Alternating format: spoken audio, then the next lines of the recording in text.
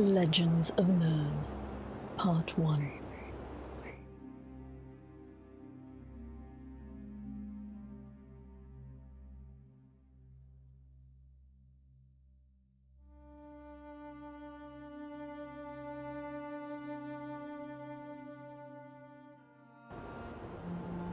An Accounting of the Elder Scrolls by Quintus Neverellus, former Imperial Librarian. After the supposed theft of an Elder Scroll from our Imperial Library, I endeavored to find any sort of index or catalogue of the scrolls in our possession so that such situations may be avoided, or at least properly verified in the future.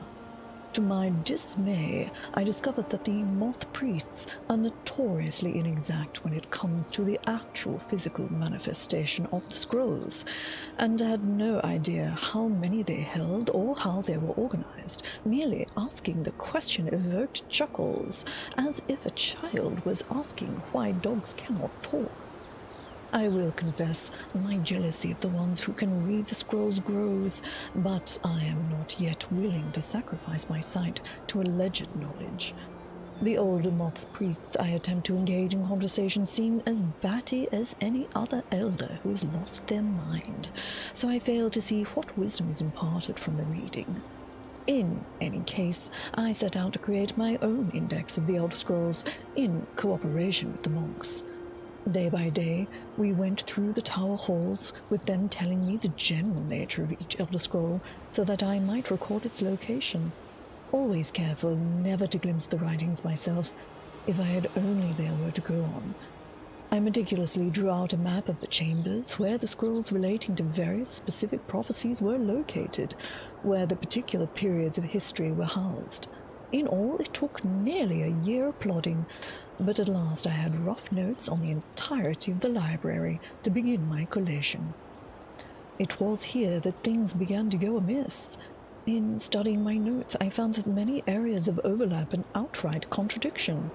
In some cases, different monks would claim the same scroll to be the opposite ends of the tower. I know they had no taste for jesting, or else I would suspect I was being made the fool in some game of theirs. I spoke to one of the older monks to relate my concerns, and he hung his head in sorrow for my wasted time. "Did I not tell you," he coughed, "when you started this, that all efforts would be futile? The scrolls do not exist in countable form." "I had thought you meant there were too many to be counted." "There are, but that is not the least of their complexities. Turn to the repository behind you and tell me how many scrolls are locked therein."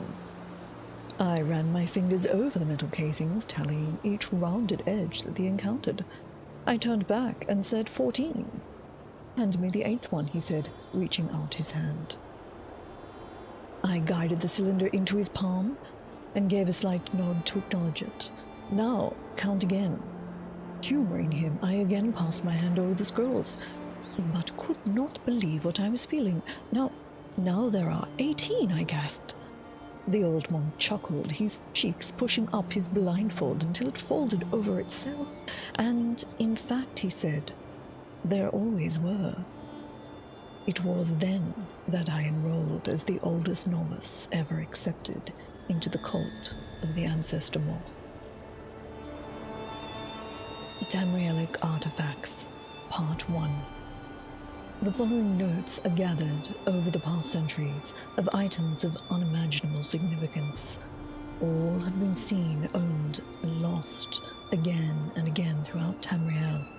Some may be myth, others may be hoax, but regardless, many have lost their lives attempting to find or protect these very coveted items. Boots of the Apostle. The boots of the Apostle are a true mystery. The wearer of the boots is rumored to be able to levitate, though nobody has ever seen them used. The Bow of Shadow. Legend has it that the Bow of Shadows was forged by the Daedra Nocturnal. The legendary ranger, R'hllera's Guile, was granted the bow for a secret mission that failed, and the bow was lost. R'hllera's did not go down without a hearty fight, and it is said to have been with the aid of the bow taken scores of his foes with him. The bow grants the user the ability of invisibility and increased speed.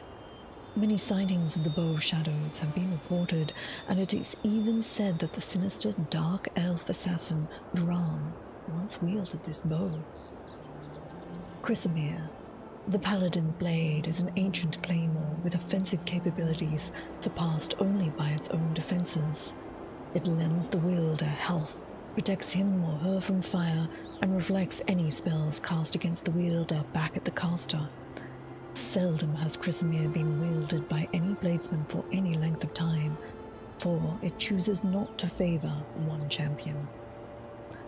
The Cuirass of the Saviour's Hide.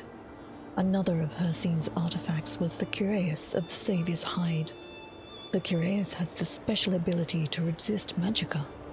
Legend has it that Hircine awarded his peeled hide to the first and only mortal to have ever escaped his hunting grounds. This unknown mortal had the hide tailored into the magical cuirass for his further adventures.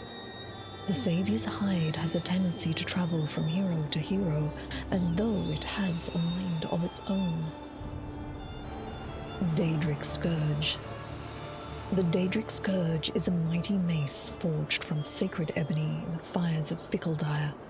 The legendary weapon of Makan, it was once a fierce weapon used to send spirits of darkness back into oblivion.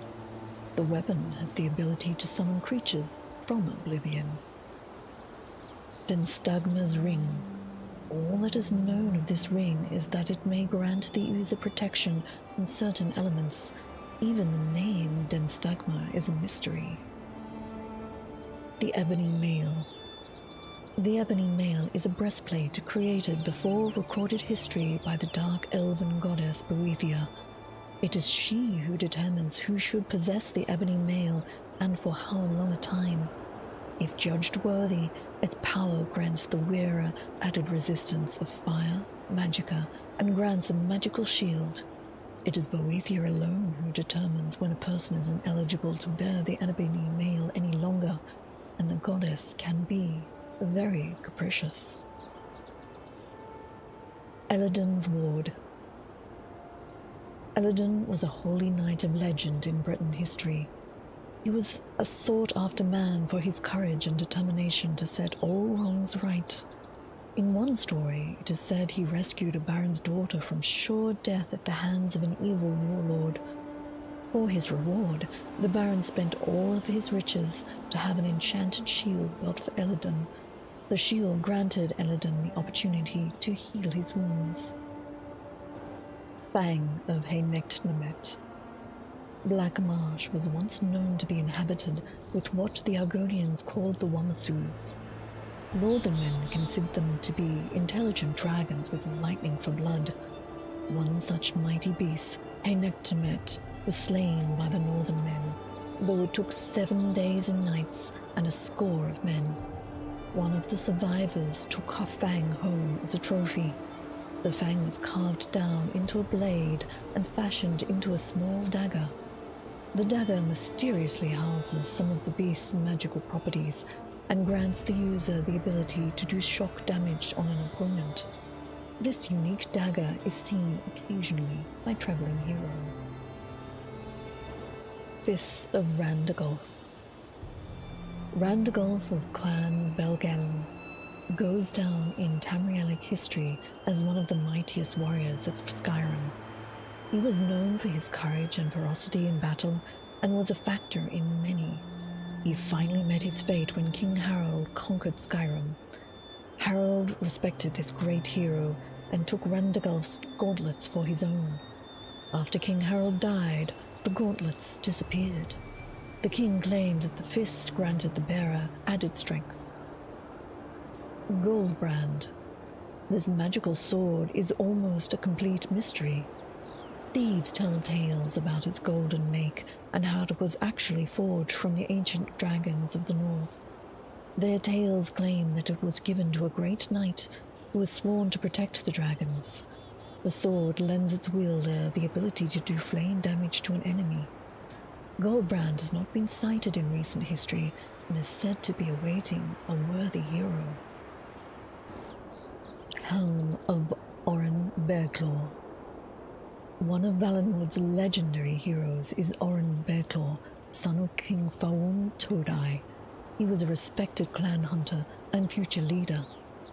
Wood Elven legend claims that Oren single-handedly defeated the witch serpent of Elmwood, forever bringing peace to his clan.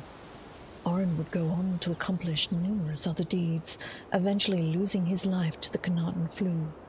His helm stood as monument of his statue for future generations to remember. The helm was lost eventually as the clan split and is now a treasured artifact for adventurers. The helm of Oren Bearclaw is rumored to improve the wearer's agility and endurance. I hope you've been enjoying these lore readings, and if you have, please do consider subscribing to the channel. Thanks for watching.